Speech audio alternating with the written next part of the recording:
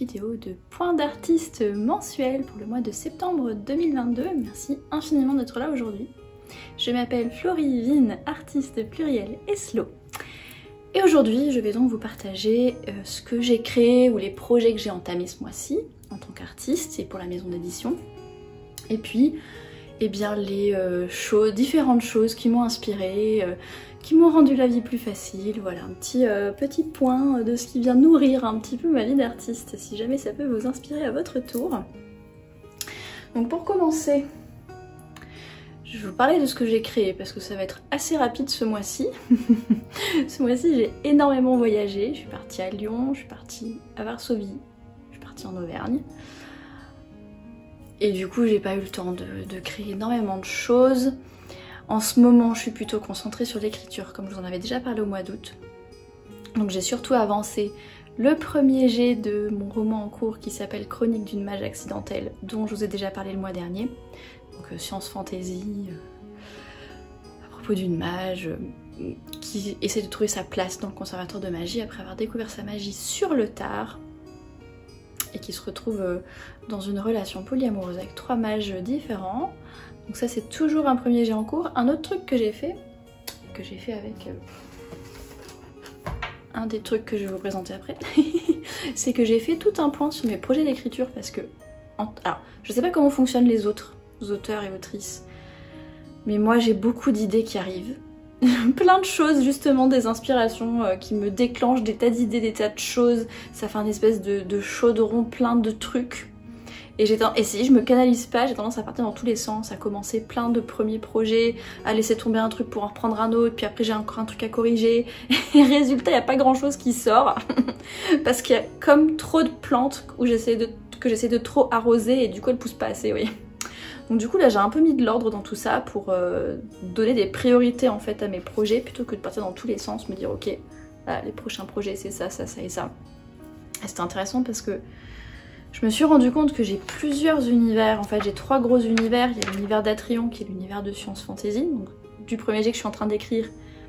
Et c'est aussi le même univers que l'Archipel des Brumes, Rageux, qui est la novella qui était sortie sur ma boutique et qui va ressortir sur Café aux Étoiles prochainement. Il y a l'univers de la Sphère qui est de l'urban fantasy à Paris, où c'est mon deuxième premier jet qui est actuellement voilà, qui est un peu en parallèle de l'autre mais qui est en pause en ce moment, qui se passe dans cet univers là, donc monde moderne, Paris, toute une société alternative qui s'appelle la Sphère alternative, avec tout un tas de créatures surnaturelles. Donc on est vraiment dans de l'urban fantasy pur et j'ai plusieurs idées de projets là-dedans. Dont un roman que j'avais terminé et soumis, mais que j'ai décidé de reprendre complètement de zéro. Et du coup, ce qui est en travail en ce moment, c'est pas encore en premier jet, mais on va dire que je suis en train de rassembler les idées. C'est un projet qui s'appelle le Salon de Café Occulte, qui va être des mystères urbains en fait, autour de petits... de mystères surnaturels, des fantômes, des esprits, des artefacts qui disparaissent, peut-être des fois un meurtre...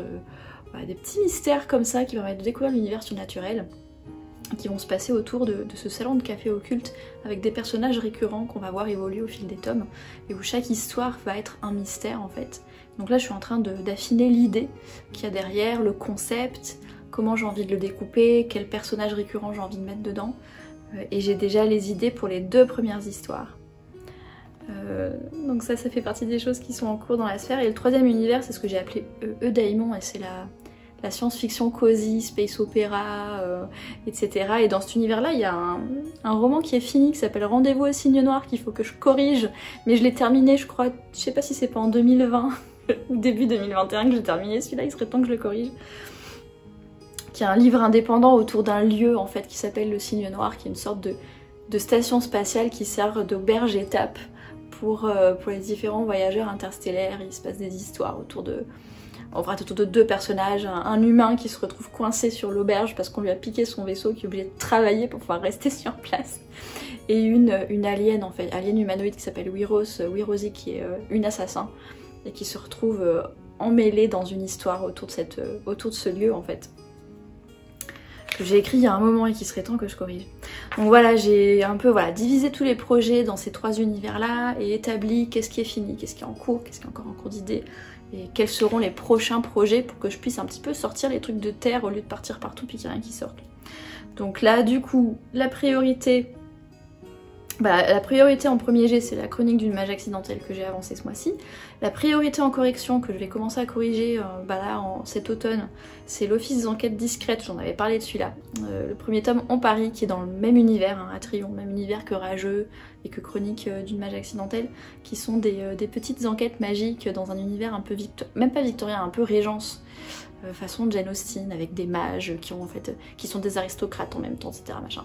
Et ça pareil, alors celui-là il est corrigé, il est alpha lu, donc ça veut dire qu'il a déjà été relu par d'autres personnes, j'ai déjà eu un regard extérieur sur mon histoire avec des retours qui me permettent d'améliorer la qualité du texte, et en fait il faut que je fasse cette fameuse amélioration de la qualité du texte.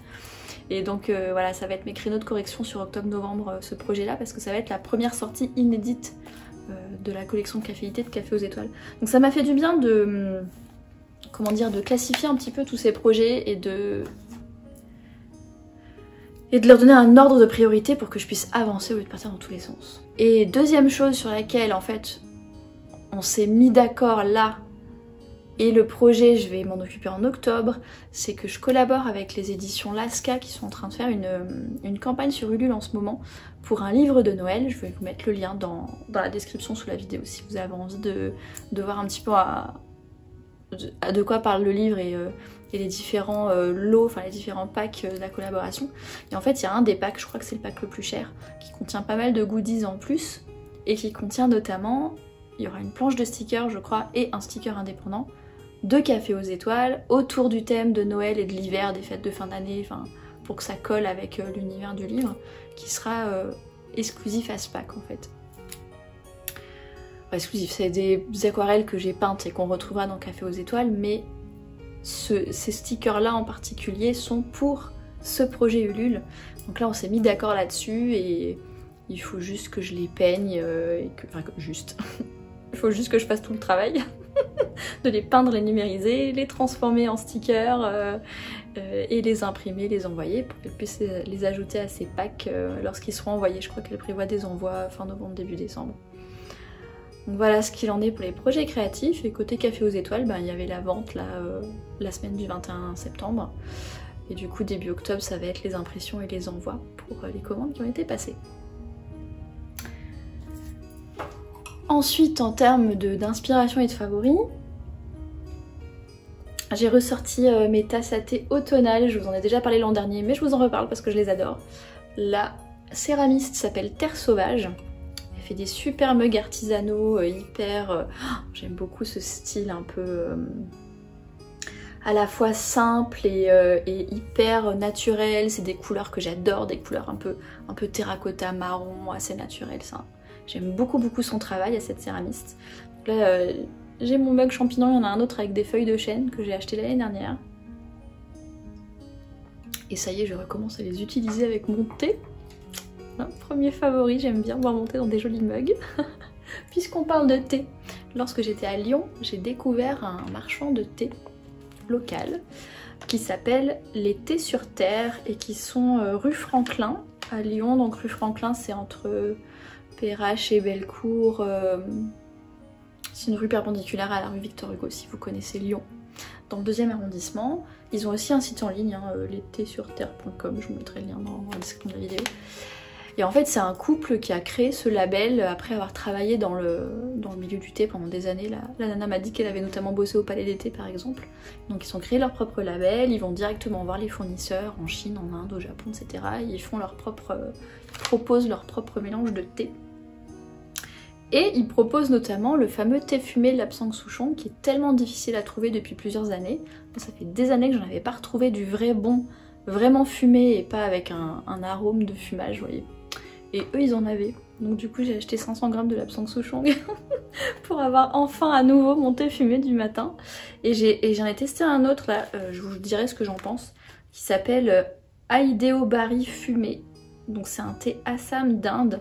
Et celui-là il est pas fumé au charbon, il est fumé à l'épicéa. Il m'a expliqué.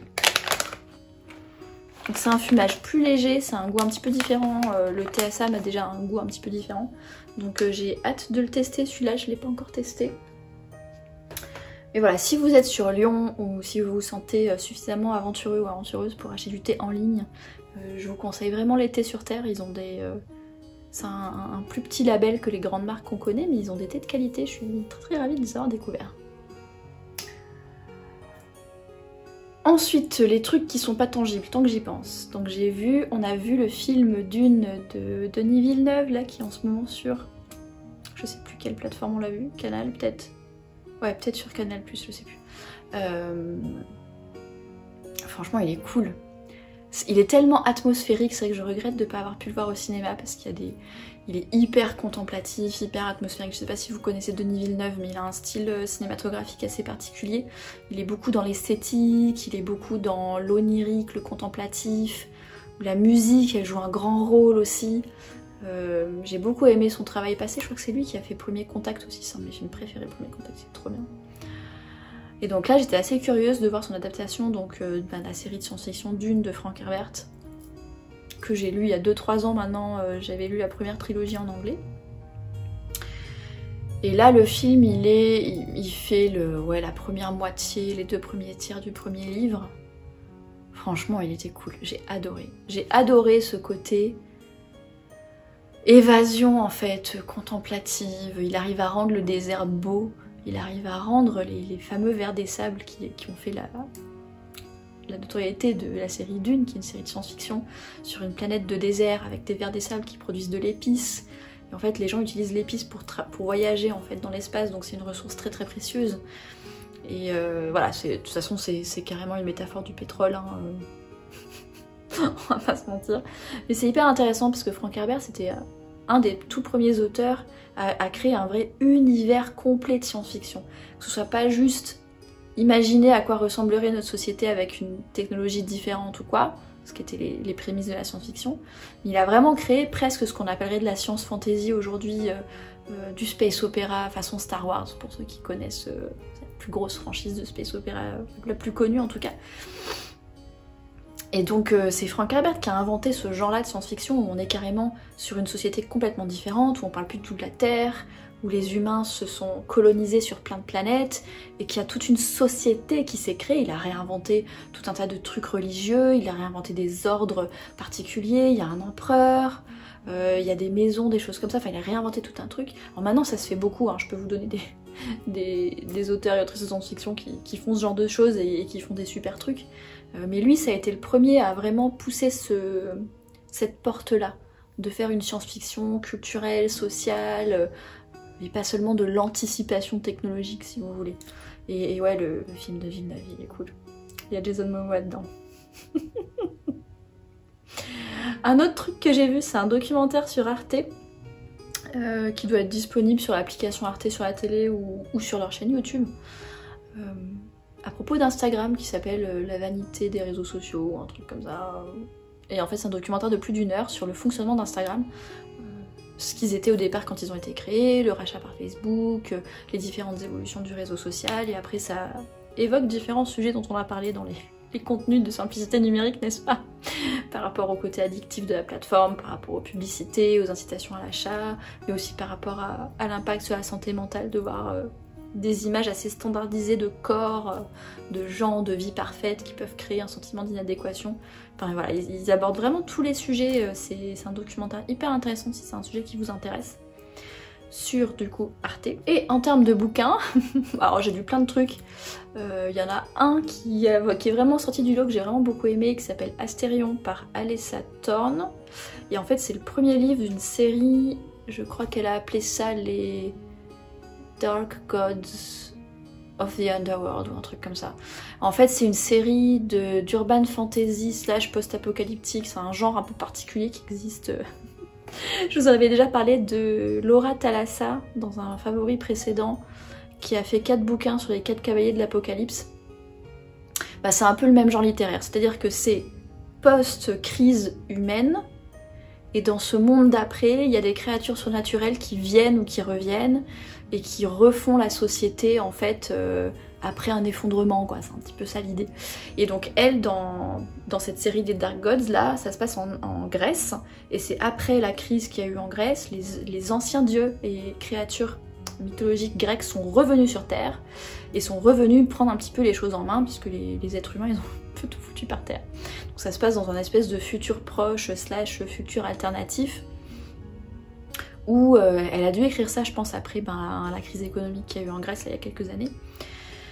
Et où donc du coup c'est un truc moderne, ils ont réinventé, enfin ils ont refondé une ville qu'ils ont appelée Styx, qui est un peu genre Gotham quoi. Et du coup, il y a Hadès qui est revenu avec sa petite cour où il y a, je crois qu'il y a Médusa, il y a Thanatos, et donc il y a le fameux Astérion aussi dans cette cour. Et chaque tome concerne un des dieux ou une des créatures mythologiques de cette cour-là. Et donc le premier tome c'est Astérion, c'est des romances. Et donc il rencontre le chemin d'Ariane, comme le fil d'Ariane si vous connaissez la mythologie grecque, qui a été prise en charge par Minos pour devenir assassin professionnel, et donc on lui demande en fait, elle peut décrocher le contrat de tuer Astérion jusqu'à ce qu'elle se rende compte que c'est le Minotaure du fameux labyrinthe du Minotaure là. Et après voilà, c'est leur histoire à tous les deux. Et j'ai vraiment trouvé ça cool déjà que le personnage féminin ce soit une assassin qui sait très bien se battre, qui est un peu brute de fonderie, qui vient d'un quartier pauvre, pas du tout une petite chose fragile, elle change vraiment des stéréotypes. Et puis moi qui adore la mythologie grecque, j'étais trop contente de retrouver, d'essayer de deviner qui est qui, genre à un moment il y en a un qui débarque, qui joue avec une pièce, je me dis toi t'es Charon, effectivement c'était bien Charon. Donc c'était vraiment sympa de trouver un peu comme elle a réutilisé les différentes... Quand vous connaissez la mythologie grecque, c'est super intéressant. Puis là on voit la Crète, on voit Knossos et tout, donc j'étais contente. Du coup je voulais vous partager, il y a plusieurs tomes, je crois qu'il y a 5-6 tomes, Astérion c'est le premier tome si ça vous intéresse. Allez ça tourne. Et on va terminer ce petit point du mois de septembre 2022 par la papeterie. Comme on arrive en automne, n'est-ce pas? J'ai ressorti ma papeterie d'automne que j'adore. Notamment cette série de tampons, j'en ai sorti que 2 mais il y en a 6 je crois dans le lot. Donc ça a été fait par Lin Chianing qui est une... j'en ai déjà parlé, c'est une créatrice taïwanaise qui fait des tampons, elle fait des washi tape, elle fait des stickers. Je crois même qu'elle fait des trucs de papier, enfin elle fait pas mal de trucs différents. Et j'aime beaucoup son style. Elle a pas mal de choses inspirées de la nature, elle a des trucs un peu vintage qui font un peu penser aux pubs du début du XXe siècle, des trucs comme ça. Et elle a pas mal de choses aussi de Céleste. Je sais que j'ai des tampons lune d'elle, des trucs comme ça, des stickers lune aussi d'elle.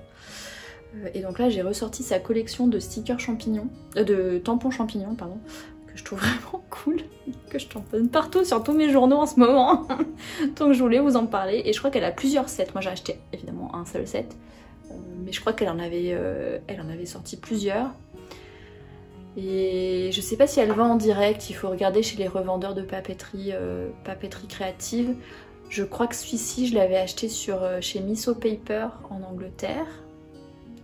Sinon, elle est aussi vendue par Kiroku en Allemagne. Et Cute Things from Japan aussi du Japon. Voilà. Sinon si vous cherchez Lin Chianing sur Google, vous allez sûrement trouver, ou sur son site elle doit avoir la liste des revendeurs, parce que là je les ai achetés il y a facile 1 an ou 2 maintenant, je sais pas, avec le Covid et tout, je sais pas quels revendeurs sont encore en commerce ou pas, avec qui elle fait encore du commerce ou pas. Donc si vous allez sur son site, je pense que vous pouvez voir la liste des revendeurs à date de là où vous regardez la vidéo.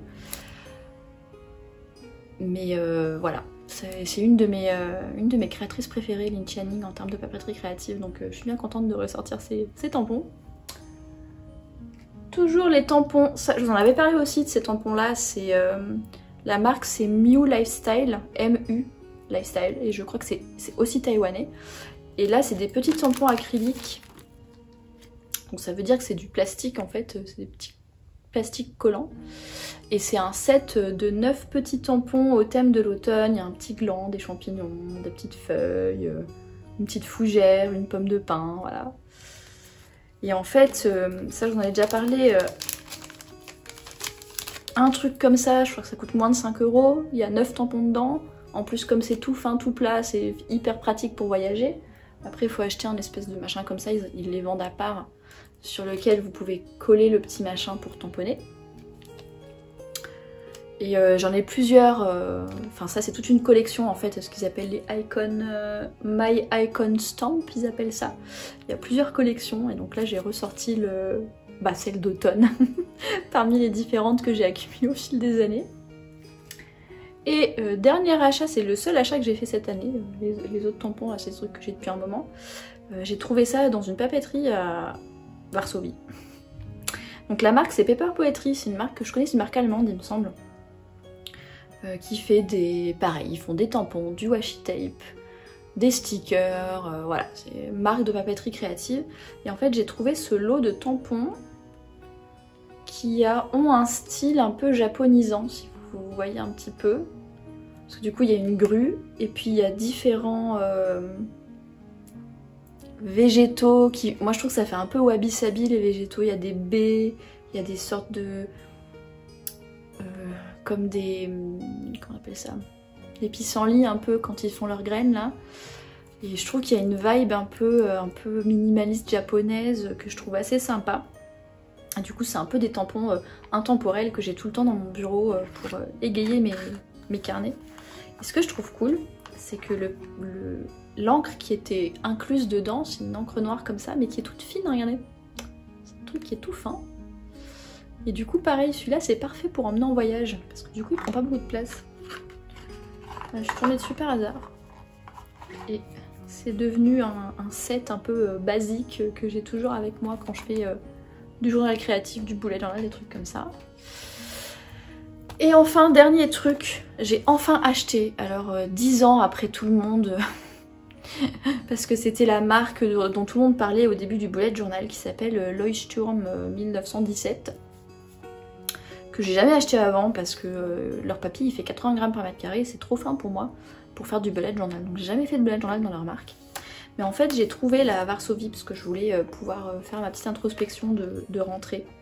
Et évidemment j'ai oublié d'emmener mon carnet quand je suis partie de Paris. Donc j'ai trouvé ce truc là. Donc c'est du 80 grammes par mètre carré, c'est du papier ligné, celui que j'ai pris là. C'est du format A5, mais en fait il a une couverture souple. Et il est pas très épais. Je sais pas combien de pages il y a là-dedans, mais il y a peut-être 120 pages. Ouais, il y a 123 pages. Donc du coup, je trouve que c'est cool plutôt pour faire de l'écriture du coup, vu qu'il est ligné. Après, le même modèle existe en pointillé, j'ai vu. Donc ça peut faire des inserts de bullet journal si c'est quelque chose que vous avez envie de faire et que le papier 80 grammes vous convient. Mais moi j'ai voulu prendre ligné parce que c'était surtout pour écrire. Et j'ai trouvé que c'était un super format transportable en fait, parce qu'il est assez léger.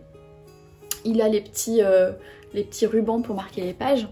Et il peut s'insérer du coup dans une couverture en cuir A5, comme celle que j'ai de chez Paper Republic. Puisque du coup il est assez fin, donc il prend pas toute la place. Et du coup je me suis dit, voilà, super découverte plutôt pour le journal écrit, que je voulais partager avec vous. Voilà, je pense que j'ai fait le tour de toutes mes créations, toutes les inspirations. Pour terminer cette vidéo, à quoi j'ai réfléchi ce mois-ci, comme je vous disais en fait, j'ai réorganisé un petit peu tous mes projets créatifs. Et en fait j'ai réaffirmé, j'ai écrit ça dans ce journal-là, ce mois-ci j'ai vachement réaffirmé en fait, j'ai fait mon introspection saisonnière de mes buts d'artiste en fait. Quel genre d'artiste indépendante j'ai envie d'être, ce que j'ai envie de créer. C'est pour ça que j'ai refait le point de tous mes projets de fiction. De quelle manière j'ai envie de les partager avec vous en fait. Et j'ai réaffirmé le fait que la création est plus importante que la diffusion. Que l'idée c'est d'abord de créer ce que j'ai envie de créer. Et une fois que j'ai créé ce que j'ai envie à partir de mes inspirations à moi, de mon intention, de mes envies, etc.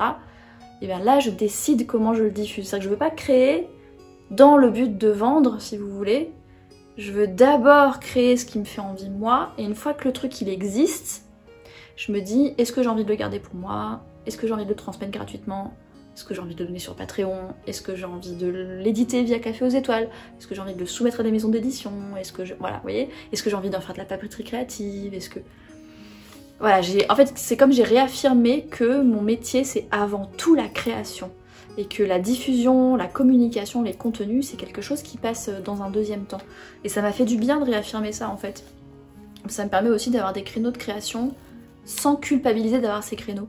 De pouvoir dire en fait, je suis occupée cet après-midi si on me propose de faire un truc.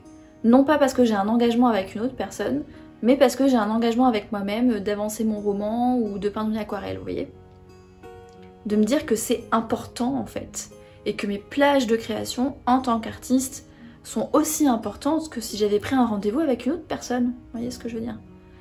Donc ça a été hyper intéressant pour moi de faire cette introspection là, de quoi j'en ai tiré en fait tout un système d'organisation sereine qui est basé sur le fait de prendre mon temps, le fait de mettre mes priorités en premier, donc en l'occurrence la création en premier, et d'écouter mes rythmes en fait, de suivre mes rythmes intérieurs, mon énergie intérieure, mon inspiration intérieure. En gros d'arriver à concilier le fait que j'ai des projets, des envies, des choses que j'ai envie de vous apporter, notamment à travers Café aux étoiles, etc., avec le fait que j'ai envie de mener une vie simple et sereine.